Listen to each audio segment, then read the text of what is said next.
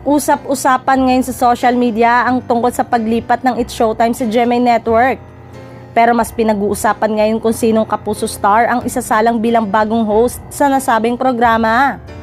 Marami ang nag-aabang kung sa gagawin nga ba ng pagdagdag ng kapuso star sa show ay gagawing pagbabawas di umano ng daily host ng noontime show na It's Showtime. Pagsasalit-salitan o mag-alternate lang daw ang ibang host sa iba't ibang araw.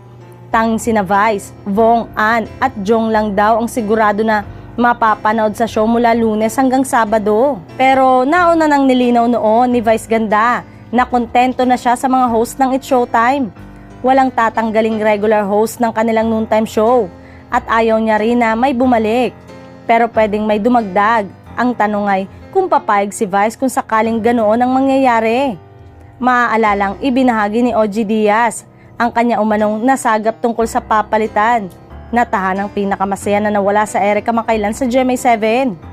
May nakarating din sa akin na from GTV ay ililipat naman sa GMA yung It's Showtime. Makikipag head-on nga sa Itbulaga, chika ng talent manager sa kanyang showbiz update vlog. Pero ang balita ring nakarating sa akin, naghihintay lang naman daw ang It's Showtime kung saan sila ililipat. Kasi obviously kapag nilipat sila sa GMA, ano yung programang ipapalit sa GTV? Dagdag pa niya. Yan ang aabangan natin dahil yan ay wala pang kumpirmasyon. Patuloy pa niya.